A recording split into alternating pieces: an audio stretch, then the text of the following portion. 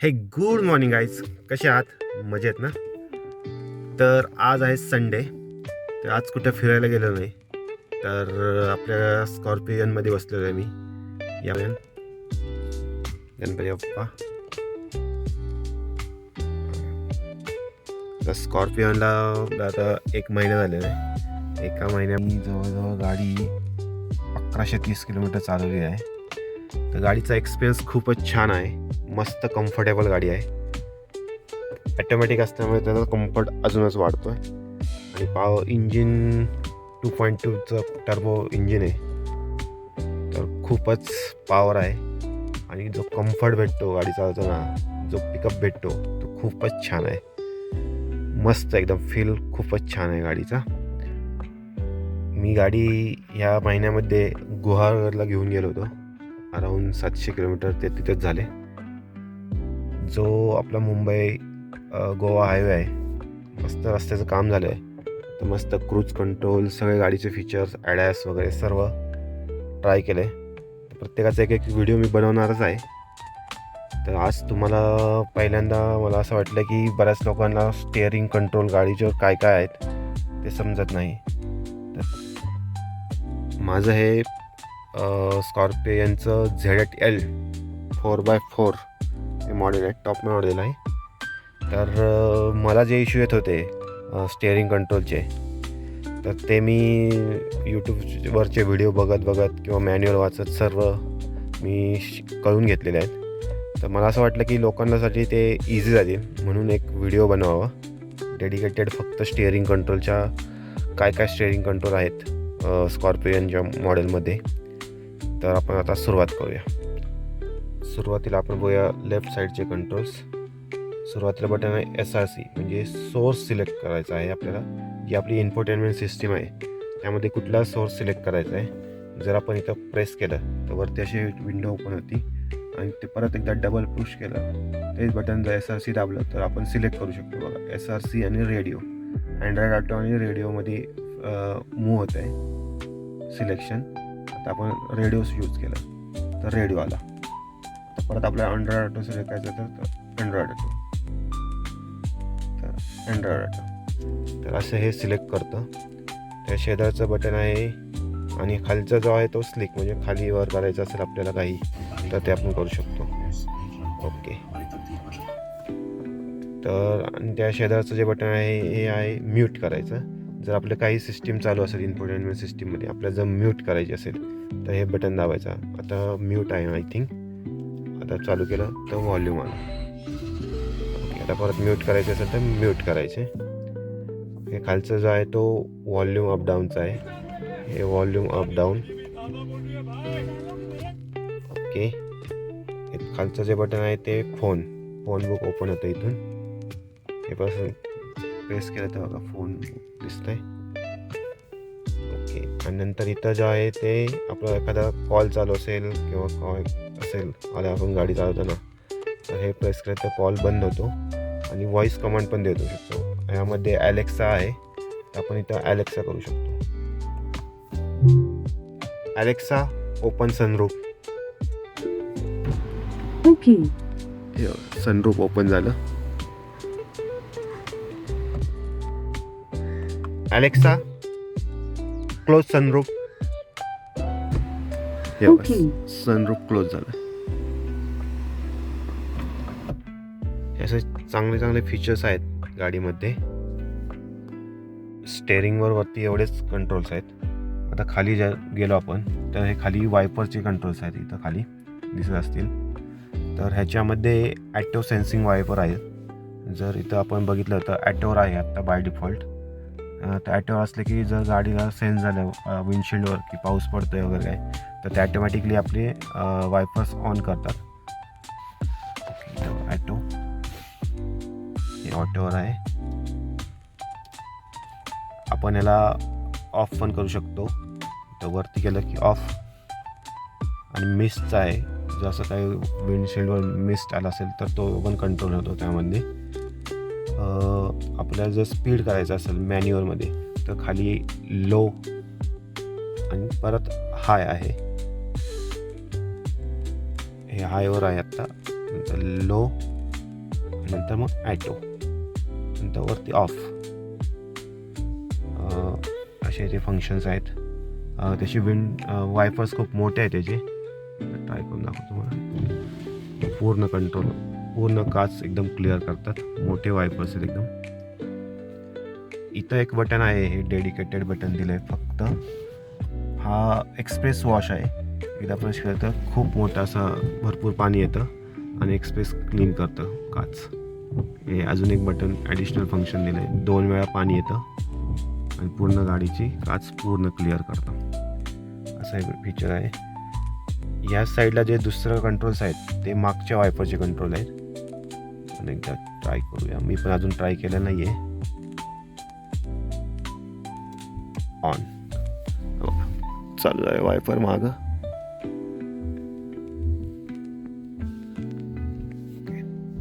त्याचं स्पीड इथं कंट्रोल करू शकतो. आणि हे जर आपण खाली दाबलं बटन तर वरून पाणी येतं आणि वायपर मागची काच पण क्लीन होते. खाली दाबलं की मागची काच पाणी येऊन क्लीन होते. असे फंक्शन्स आहेत. तर लेफ्ट साईडला एवढे फंक्शन्स आहेत. आता आपण राईट साईडचे फंक्शन बघूया.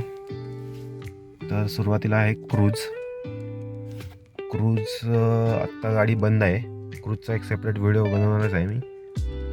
इथं पहिल्यांदा क्रूजचं एक सिम्पलमध्ये सांगतो की आपण जेव्हा बटन पहिल्यांदा प्रेस करतो,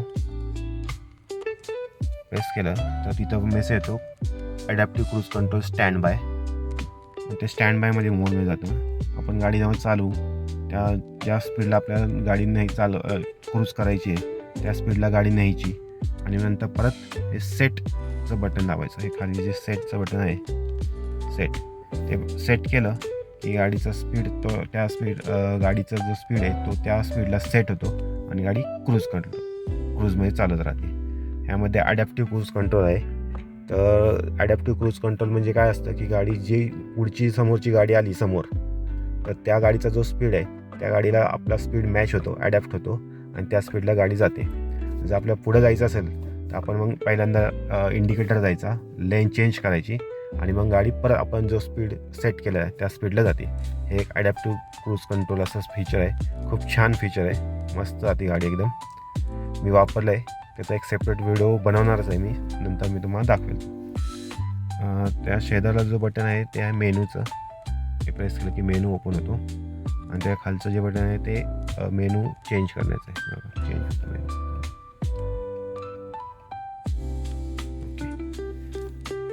आणि हे जे बटन आहे स्टार, ते आपण काही फेवरेट ठेवलं असेल तर तो फेवरेटचा ओपन होतं इथं.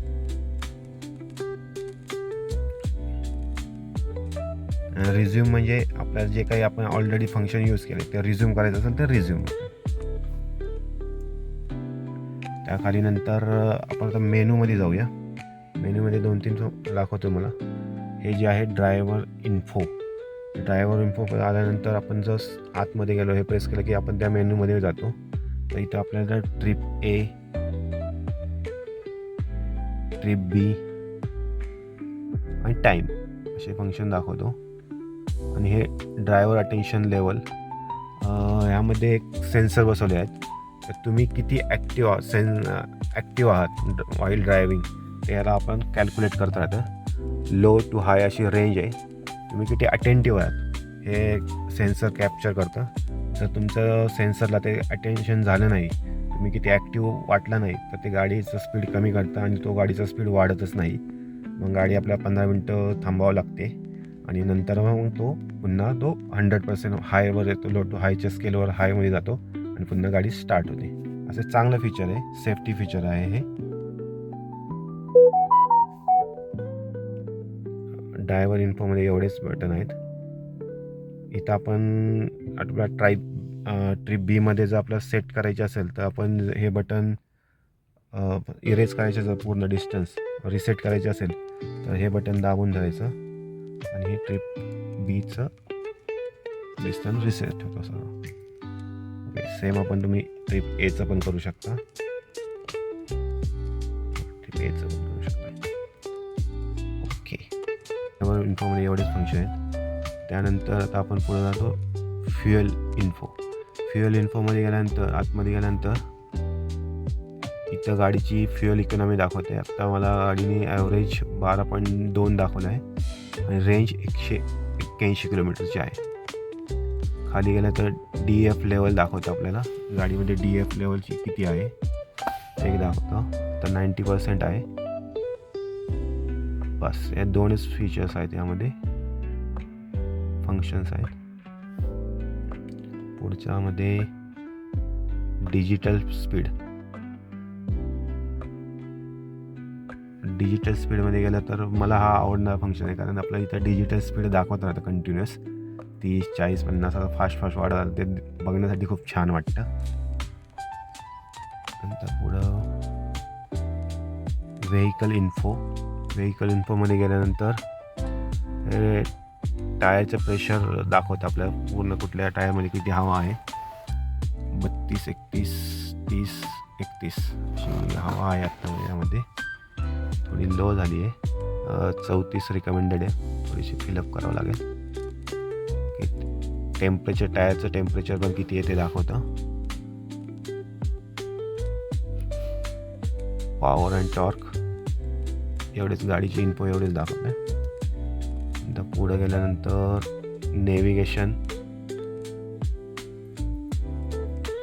नेव्हिगेशनमध्ये आत्ता मॅप चालू नाही आहे, पण इथं जो मॅप दिसेल तो कधी आपल्याला इथं बघण्यासाठी कॉन्सन्ट्रेशन होत नाही, म्हणून मग तो इथंच मॅप दिलेला आहे. तर इथंच तुम्ही तो डायरेक्ट मॅप बघू शकता. म्हणजे गाडी चालवताना तुम्हाला स्क्रीनकडे बघायची गरज नाही, इथंच तुम्हाला MIDमध्ये तो दिसत राहतो. ओके, नेव्हिगेशन झालं. Driver assist. ड्रायव्हरला असिस्ट करण्यासाठी काय फंक्शन दिलेले आहेत.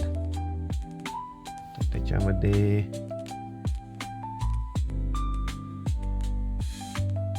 बेसिकली हे जेव्हा ॲडास तुम्ही चालू करता तेव्हा ते फंक्शन वापरलं जातं.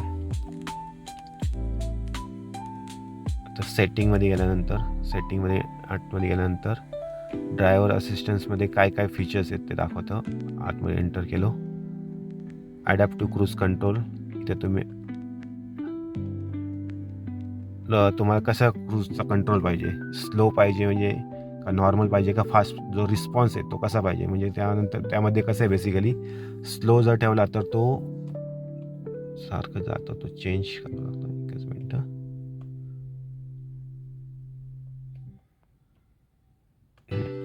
त्यामध्ये स्लो, नॉर्मल आणि फास्ट असे 2-3 ऑप्शन्स आहेत. म्हणजे बेसिकली गाडी जेव्हा समोरची गाडीचं डिस्टन्स तुम्हाला स्लो रिस्पॉन्स पाहिजे असेल तर गाडी इथंच खूप लांब असेल तरच ती आधीच तुमचं गाडीला कंट्रोल करते.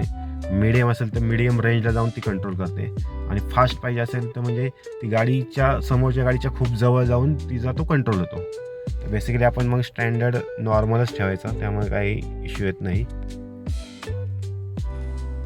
ओके, त्यामध्ये ते झालं. Auto emergency braking. त्यामध्ये गेल्यानंतर इथं ऑफ, फॉरवर्ड कोलिजन वॉर्निंग, फक्त वॉर्निंग देणार तुम्हाला पुढे समोर गाडी आली तर. आणि ॲटो इमर्जन्सी ब्रेकिंग, आणि जर समोर काय आलं तर ते डायरेक्ट ब्रेक पण करणार. वॉर्निंग लेवलमध्ये गेल्यानंतर एकच मिनटं, लेट, नॉर्मल, अर्ली. म्हणजे लेट वॉर्निंग द्यायची का नॉर्मल वॉर्निंग द्यायची, खूप अर्ली द्यायची. म्हणजे गाडीच्या डिस्टन्सवर आहे. नॉर्मल गाडी जवळ आली की वॉर्निंग द्यायची, का खूप लांब आहे आधीच तेव्हाच वॉर्निंग द्यायची, का नॉर्मल डिस्टन्सवर असेल तेव्हा वॉर्निंग द्यायची. असे फीचर्स आहेत. सारखं बॅक करावं लागतं.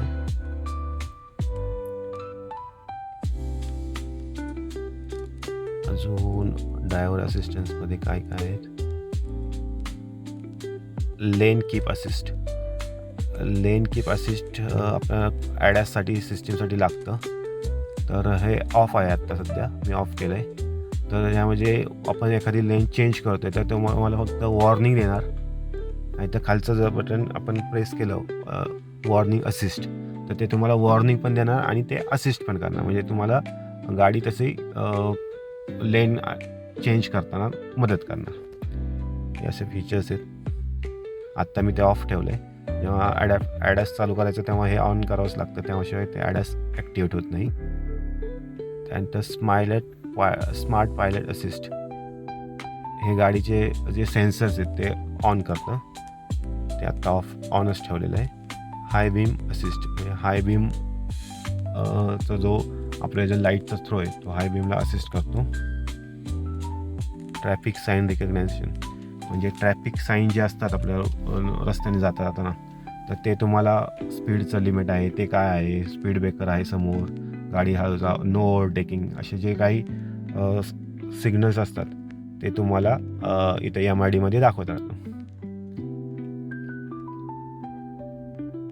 ड्रायव्हर असिस्टमध्ये हे बेसिकली लेवल ADAS 2चे फीचर्स आहेत. सर्व गाड्यांमध्ये सेमच येतात. स्पीड लिमिट असिस्ट,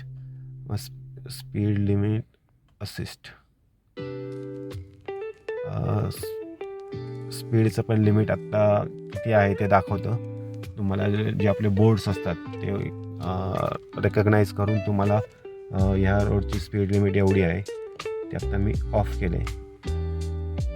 नाही तर ते तुम्हाला कंटिन्यूअस दाखवत राहतं की ह्या रोडची स्पीड लिमिट 80 आहे, तर तुम्ही गाडी चालवताय जास्त स्पीडवर.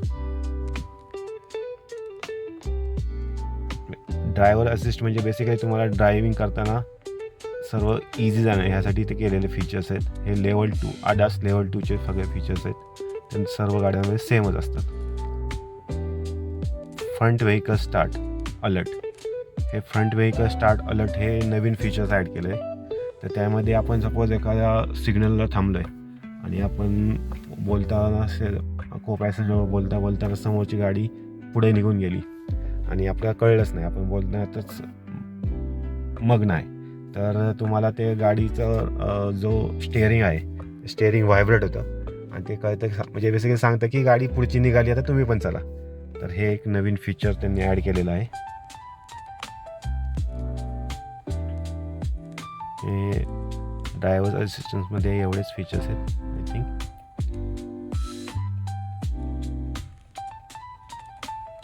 ओके, एवढेच फीचर्स आहेत. आता आपण जाऊ परत सेटिंगमध्येच. सेटिंग,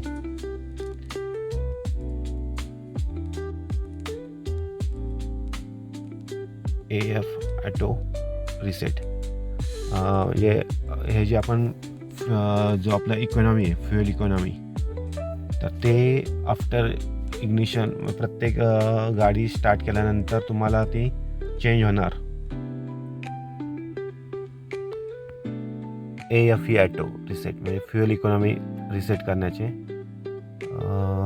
आत्ता मी ऑफला ठेवलेलं आहे. तर बेसिकली आत्ता मग गाडी मला गाडी घेतल्यापासून किती ॲव्हरेज दिलं हे दाखवते. त्यानंतर तुम्ही आफ्टर इग्निशन म्हणजे प्रत्येक इग्निशन ऑन केल्यानंतर तुम्हाला ते ॲव्हरेज दाखवू शकते. नंतर मग आफ्टर रिफ्युएलिंग म्हणजे जेव्हा तुम्ही गाडी आफ्टर रिफ्युएलिंग कराल, म्हणजे प्रत्येक जेव्हा तुम्ही पेट्रोल किंवा डिझेल भराल त्यानंतर ती तुम्हाला तेवढ्या ॲव्हरेज दाखवते. तर बेसिकली मी आत्ता ते ऑटो ऑफवर ठेवलेलं आहे, त्यामुळे गाडी आत्तापर्यंत जेवढे घेतल्यापासून किती ॲव्हरेज दिलं हे दाखवते. नाही तर मग तुम्ही जर रिफ्युएलिंग नंतर ठेवलं तर ते मी प्रत्येक रिफ्युएल नंतर तुम्हाला ती ॲव्हरेज दाखवणार. असं ते फीचर्स आहे. सेटिंग परत बॅक साईडला करावं लागतं आपलं सारखं. रिव्हर्सचं बटन नाही आय थिंक इथं. सेटिंगमध्ये गेलो. त्यानंतर पुढचं आहे पॅसेंजर एअरबॅग. यामध्ये जे आपले पॅसेंजरच्या एअरबॅग आहेत त्या तुम्ही ऑन किंवा ऑफ करू शकता. बेसिकली हे ऑनच ठेवायला पाहिजेत नेहमी, कारण जेव्हा काही ॲक्सिडेंट वगैरे झाला तर त्या ऑन असेल तरच जे एअरबॅग आहेत पॅसेंजरच्या त्या ओपन होतील. जर ते तुम्ही ऑफ ठेवल्या तर त्या ओपन होणार नाहीत. असे हे फीचर्स आहेत सर्व. अजून सेटिंगमध्ये गेल्यानंतर खाली डाऊनेस डिटेक्शन म्हणजे मगाशी मी सांगितलं की तुमचा ॲक्टिवनेस किती आहे तो त्यानुसार तो डिटेक्ट करता आणि ते तुम्हाला गाडी 15 मिनटं बाहेर थांबवली जाते, नंतर बंद होती आणि तुम्ही फ्रेश झाल्यानंतर ती पुन्हा चालू होते. असं ते डाऊनेस फीचरचं आहे. खूप फीचर्स दिलेत गाडीने. टॉप मॉडेल असल्यामुळे सर्व फीचर्स आहेत. TPMS auto learn. TPMS म्हणजे टायरचे प्रेशर मॉनिटरिंग सिस्टीम आहे, तर ते ऑन आहे, ते पण दाखवतं. Tyre fill assist. Tyre fill assist म्हणजे जेव्हा तुम्ही गाडीमध्ये गाडीच्या टायरमध्ये जेव्हा हवा भरता, तर तेव्हा ते काही पेट्रोल पंपावर डिजिटल्स हे नसतात, मीटर्स नसतात, तर ते तुम्हाला इथं जेव्हा तुम्ही हवा भरता तेव्हा ते कंटिन्युअस दाखवत राहतं की तुमच्या टायरची हवा एवढी झाली. म्हणजे तुम्ही ते आपल्याला जी 34 ठेवायची आहे, तर ते तुम्ही सांगू शकता, अरे झाले आहे 34 असं. ते फीचर आहे टायर फिल असिस्ट. साऊंड. हे साऊंडमध्ये बेसिकली तुम्ही जे इंडिकेटरचे जे साऊंड आहे तो तुम्ही चेंज करू शकता, असे ठेवू शकता. आवाज येतो की नाही कळत नाही, सिंपल तुम्ही हे चॉईसनुसार तुम्ही ते ठेवू शकता. हे टर्न सिग्नल साऊंडचं फीचर आहे. असे तुम्ही वेगवेगळे नोटिफिकेशन काय कशासाठी ते साऊंड ॲडजस्ट करू शकता. Clock type. बेसिकली क्लॉक टाईपमध्ये तुम्ही ॲनालॉग किंवा डिजिटल असे क्लॉक ठेवू शकता. डिजिटल छान वाटतं म्हणून मी डिजिटल ठेवलेलं आहे. फॅक्टरी रिसेटमध्ये की जे काही फॅक्टरीचे डिफॉल्ट सेटिंग आहेत ते तुम्ही फॅक्टरी रिसेट करू शकता. सेटिंगमध्ये एवढेच फीचर्स आहेत. अलर्ट हिस्ट्रीमध्ये बेसिकली तुम्हाला काही वॉर्निंग आले आहेत का, सर्व्हिसिंगचा वॉर्निंग आलेला आहे किंवा DF लोचा वॉर्निंग येतात, टायरची टायरचा हवा कमी झाली आहे, प्रेशर कमी झाले आहे त्याची वॉर्निंग येतात, तर ते इथं सर्व दाखवतात. आत्ता काही वॉर्निंग नाही येत म्हणून ते नो वॉर्निंग अवेलेबल असं सांगते. ड्राईव्ह इन्फो दाखवलं, फ्युएल इन्फो सांगितलं, डिजिटल स्पीड सांगितलं, व्हेकल इन्फो सांगितलं, नेव्हिगेशन झालं, ड्रायव्हर असिस्टंट झालं. तर एवढे फीचर्स आहेत यामध्ये. आता इथं खाली जर बघितलं तर आपल्या हेडलॅम्पचे सगळे सेटिंग्स आहेत. यामध्ये ऑटो हेडलाईटचं फंक्शन आहे. बाय डिफॉल्ट ऑफला येतं, बाय डिफॉल्ट आपण ऑटोला ठेवतो नेहमी. ऑटो, नंतर ते हजार्डस लाईट आणि वरती अप्पर आणि डिप्पर अशी तुम्ही सेटिंग ठेवू शकतात. आणि खाली ऑफ. ऑटो ठेवल्यानंतर गाडी बाहेरच्या लाईटनुसार हेडलाईट ऑन करायचे की नाही ते स्वतः डिसाईड करते आणि ते हेडलाईट लाईट ऑन ऑफ करते. आणि वरचं जे आहे अप्पर डिप्पर, जर तुम्ही वरती केलं तर तो अप्पर होतो आणि खाली केलं की डिप्पर होतो, असे आहेत. आणि शेजारचा हा जो आहे तो आहे फॉग लॅम्पचा, तो आत्ता ऑफ आहे. हे ऑन केलं की ऑन. इंडिकेटरला वरती केलं तर लेफ्ट साईडचं इंडिकेटर चालू, खाली केलं तर राईट साईडचं इंडिकेटर चालू. याचे असे फीचर्स आहेत स्टेअरिंगवर. आणि मध्ये हे दाबलं तर हॉर्न वाजतो. इथं आहे स्टार्ट स्टॉपचं बटन आहे.